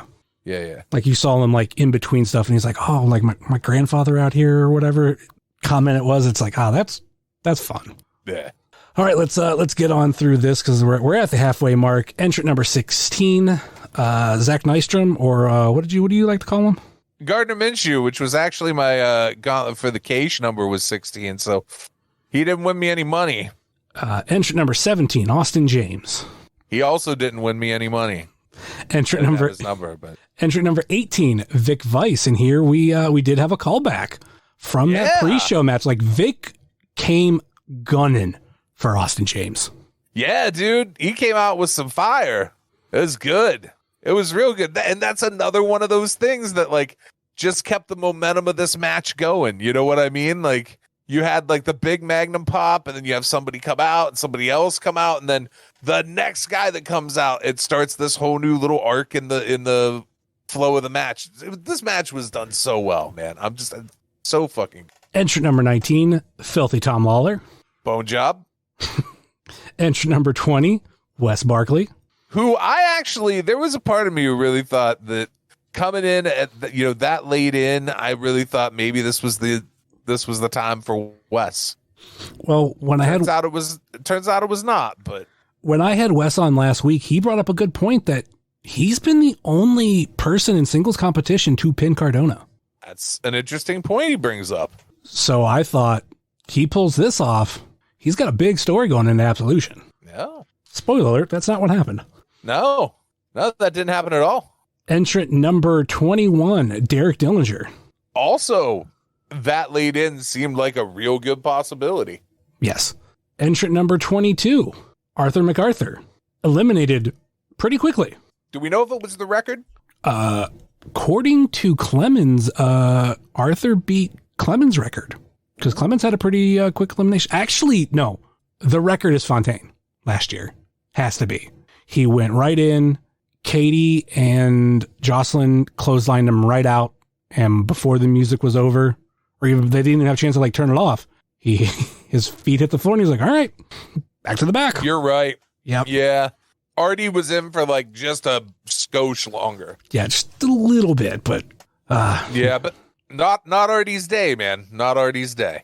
Entrant number 23, Pretty Boy Smooth. Yeah. I feel like there's a story coming.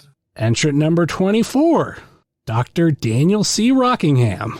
Fuck yeah, it was. Dr. Deathmatch himself, Dr. Dan. It was so good to see Dan back. This was one that I had conversations with somebody and I said I was in a way, I don't say I wanted, but I was pushing for Frankie to get a spot in this gauntlet months ago. And they were like, I'm pushing for Dr. Dan. And I was like, okay, that means it's probably going to happen. So as soon as the music hit, my eyes darted to Pam and her reaction. It took a couple seconds, and if I'm correct, she about started crying, if she didn't cry. I am not at liberty to speak to what Pam may or may not have done upon hearing Dr. Dan's music. Tears of joy. Not my place to speak on whether or not someone may have cried when Dan's music hit. That's not my business to speak on. Potentially tears of joy. Yeah. I mean, I think there were a number of people fighting back some happy tears, probably. This is the first time we've seen Dr. Dan since 2020. Yeah. Which got a big win. Oh, in his last match? Yeah. I don't remember the match offhand, but it was like a 4-way. He got a win. A bunch of us got COVID. It was this whole thing. Yeah, I was not there. I enjoyed the show from Charlie Butter's living room. Yeah. So yeah, big moment. If I'm correct, he kind of like what you said. He initially had a thing with PB. Yeah, picking up kind of where he left off. The only thing that Dan was missing was pulling a pamphlet. Did he? I thought he did bring a pamphlet. Yeah. Oh, I missed it. God damn it! I got to watch it on the replay then. I was gonna say like the one thing that we kind of missed was the segue, but I would say obviously because how the ramp set up, it would have been harder. But also what we were talking about, how that ramp was towards the end, might have been beneficial that he didn't have it. Well, I talked to Dan for a minute, and he said he tried to charge it. It's just fucked. It just doesn't hold a charge anymore. Nonetheless, you would say like he didn't need it. No, much like he didn't need it at all. Much like Magnum, you just need to come out. Yeah, man, it was so fucking good to see Dan in an AIW ring again. Between this gauntlet and last year's, can you imagine being an outside person and like people are going nuts over these people? Like for this year, Jerry, Dr. Dan, Magnum CK last year, Dick Justice, Gary the King Baller. There were more. There was that one guy that you were all fucking bananas about that was like from a time when I didn't really attend AIW? What was his? Ben Boone? Yeah, that guy. I feel like I was bigger for Gary the King Baller. That's the one that hardcore popped me. But I could admit, like, if you're just this outside fan, it's just like, am I supposed to know who this person is? Dude, to me, that's like a draw. Like, one of the things when I first started coming to AIW, like when I started coming back all the time, that drew me in was like, there were people who I didn't know who they were, but other people were real into them. And it made me like get into them, you know, like there was a little bit of that, like in the beginning of like, I knew who some people on the card were, but I didn't know who other people were.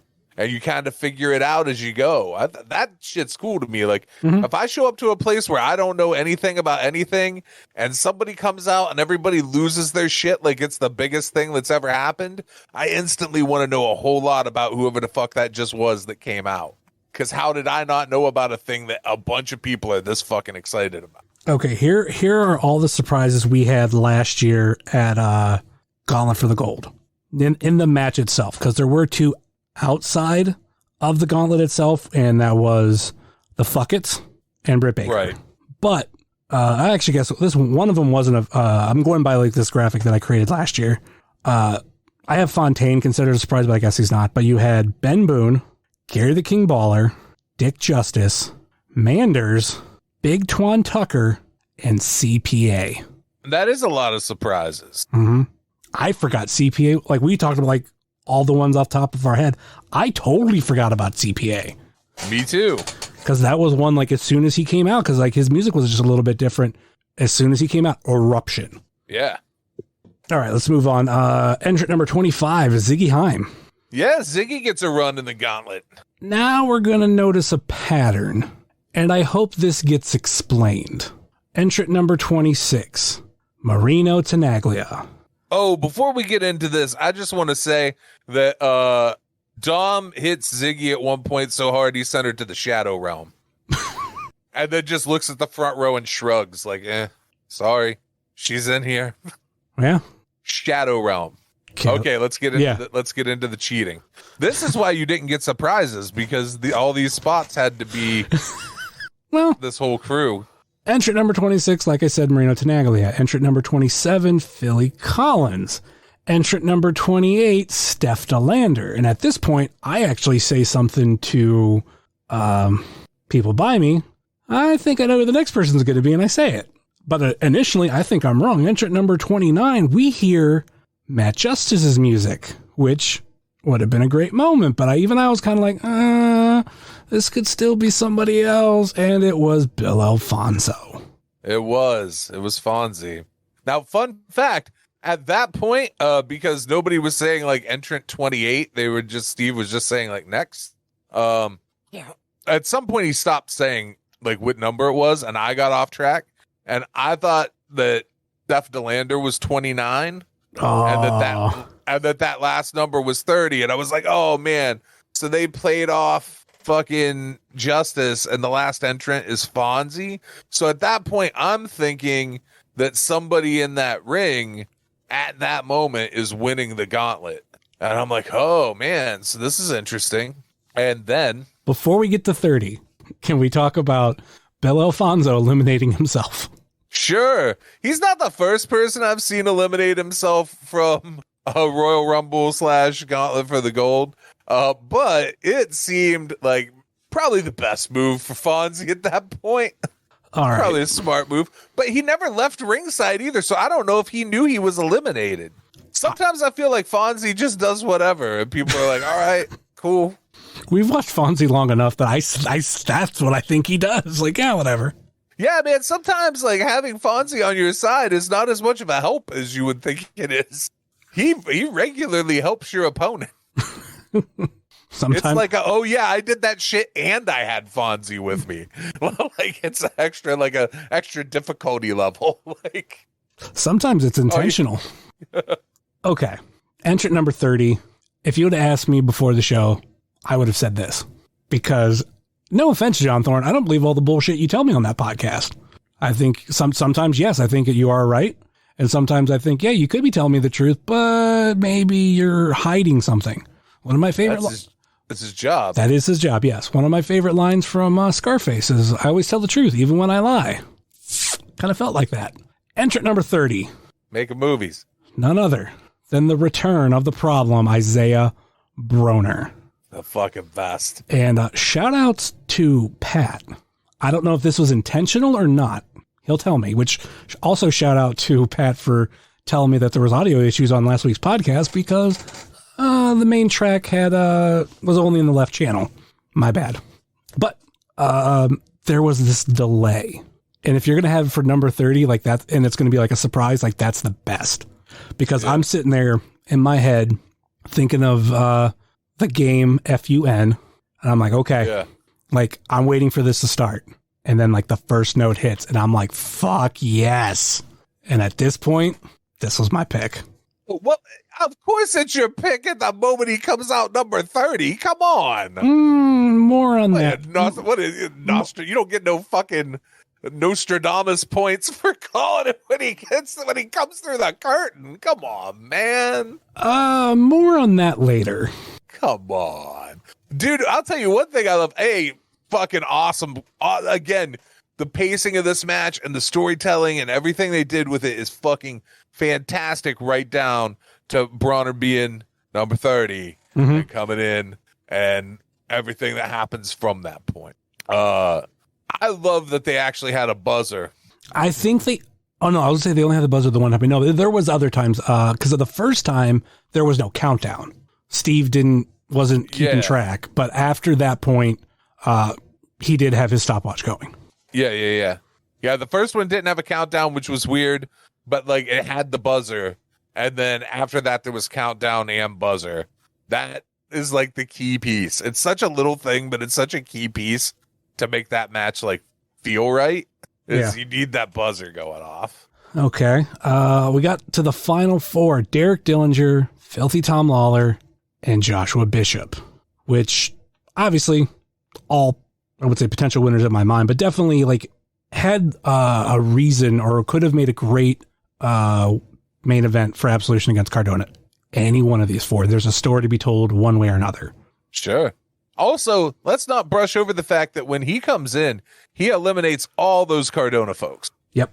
And kind of like even earlier with the reference for Dillinger almost seemed to set something up. Right.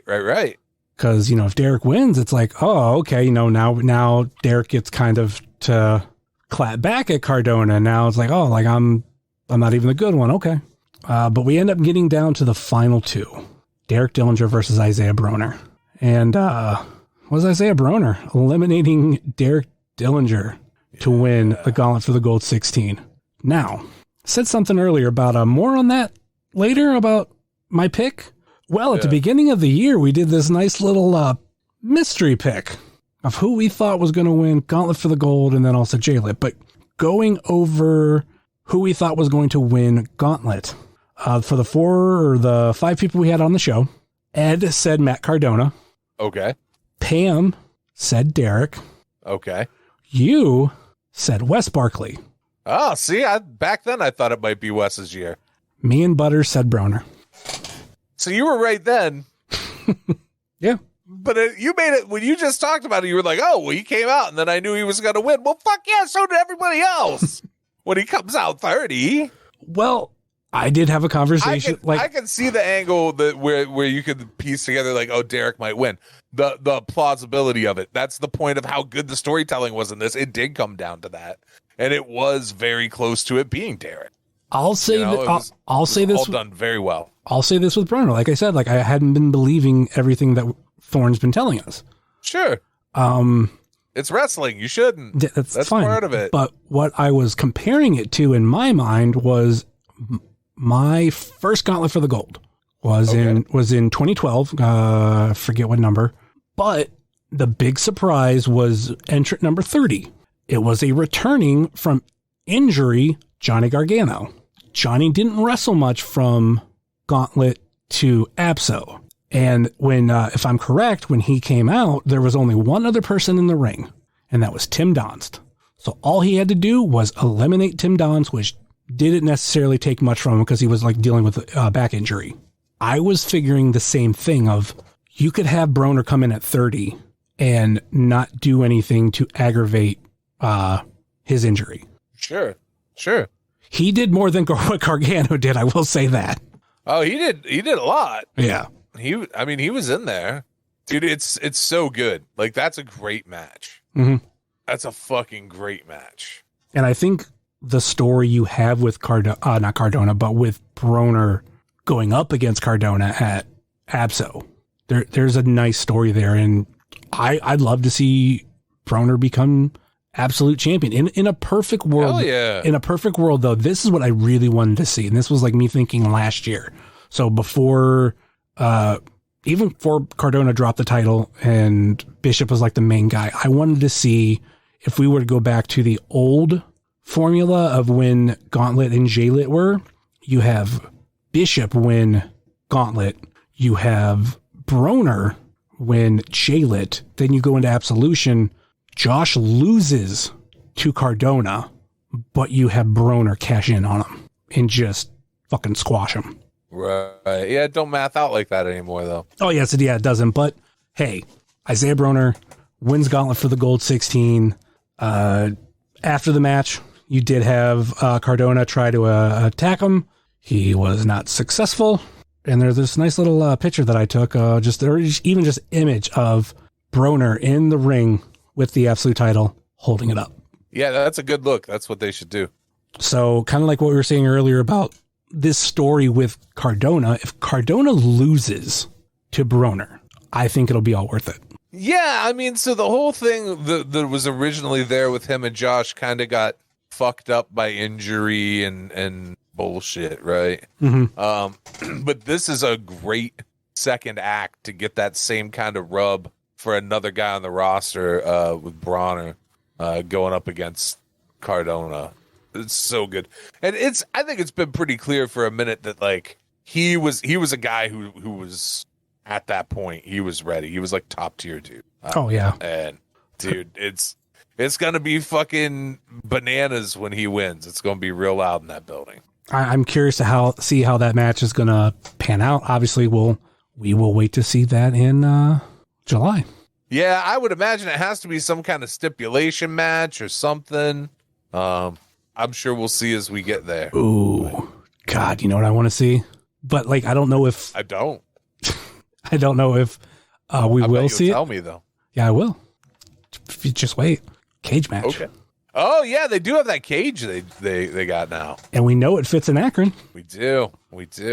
But do you burn out the cage that quick, man? Like just like, oh, we have a cage, so run a bunch of cage matches. I don't know.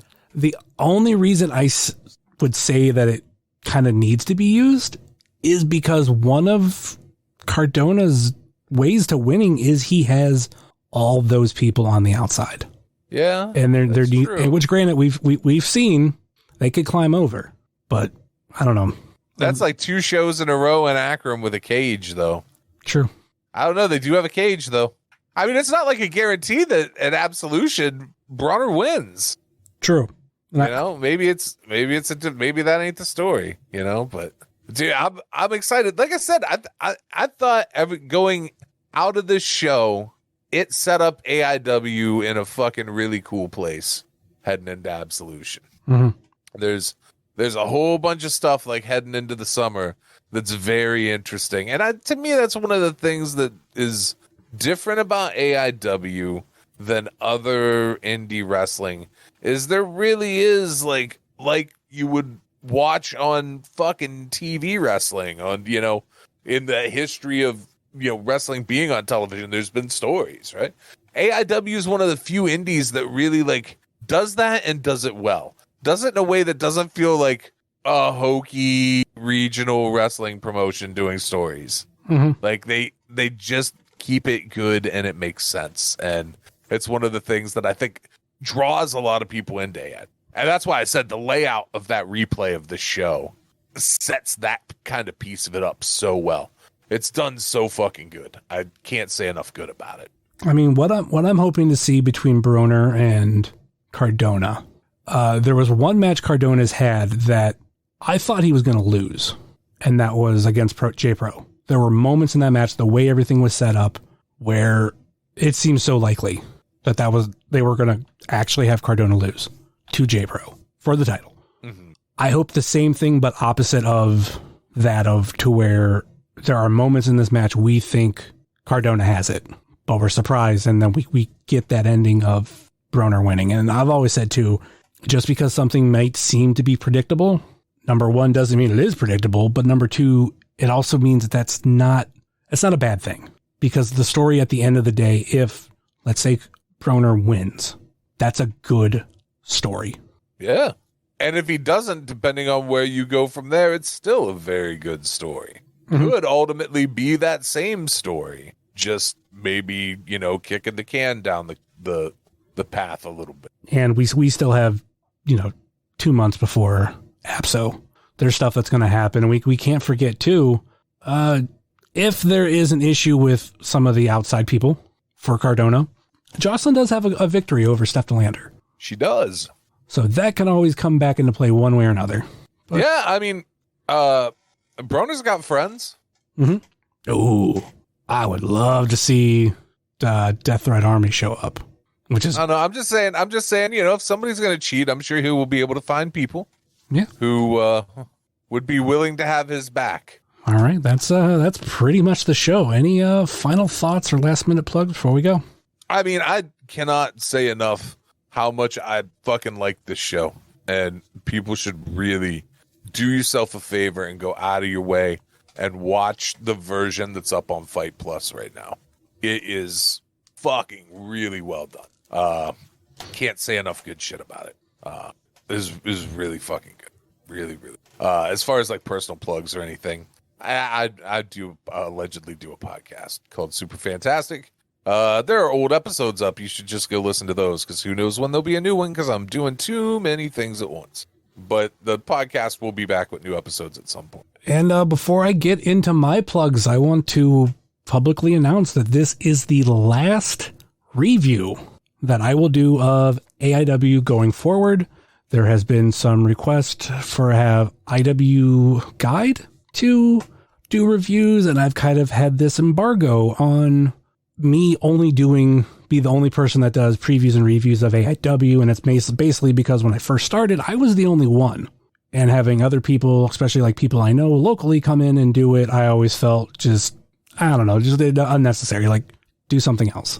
But since the show will be ending at some point soon, decided to step away from doing reviews. I will still do previews for AIW shows until the end.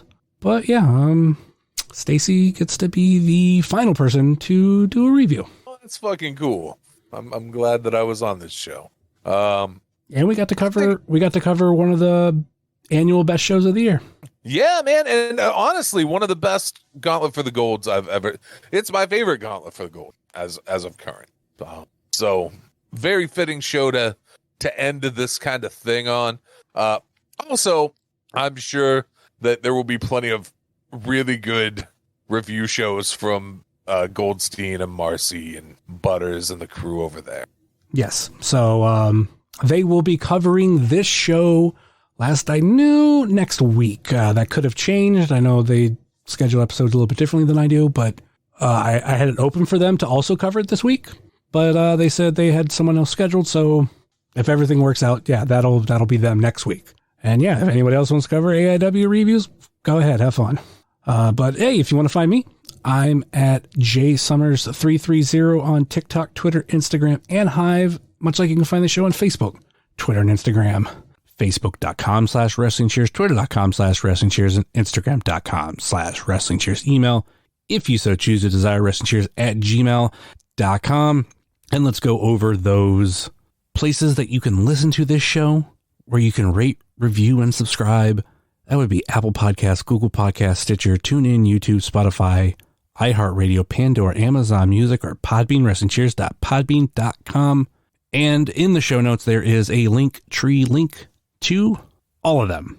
Check out our podcast friends, such as Hiya Bussy, Super Fantastic Podcast, The IndieCast, Sobros Network, Biff Radio, Game Marks Podcast, Powerbomb Jitsu, Pile Driver Podcast, Fully Posable, Positively Pro Wrestling, Indie Wrestling Guide, If You Catch My Grift, At Odds with Wrestling, Marks with Mics, Juggalo Rewind, X Over, This Ends at Prom, and Porch Talk. Check out our other non-podcasting friends such as The Mystery Men, Redline Radio, Mouse's Wrestling Adventures, VHS Party Tonight on Instagram, Danger Zone Video in Joliet, Tennessee, Heart of Gold, Ohio Toy Show, Time Capsule Toys, Smokin' Jay's Barbecue, 20x20 Apparel, JCP Designs, Midwest Territory, Southern Underground Pro, and the official graphic designer of Wrestling Cheers, Moy Boy Designs.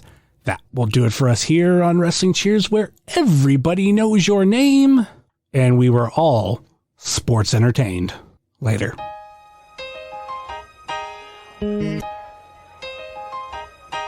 It's the Wrestling Cheers. Get up on your feet, brightening your day in the middle of the week. And you gotta love the show. Yeah, you know it holds a title for the best podcast. Talking wrestling in Ohio. Finishing a cold one. Take a load off. We ain't all about the prohibition like Josh, so we cheers. And then we sit back. Other shows are in the trash, kinda like they Nick Stapp. Like the name is Matt Justice, wearing all the gold. Wrestling Cheers is coming to a close. The #1 podcast going in the game. And one day everybody's gonna know the name. It's the Wrestling Cheers. This is Platinum Max, signing off. Ohio, good night. The world, good night. We love you. We'll see you next week.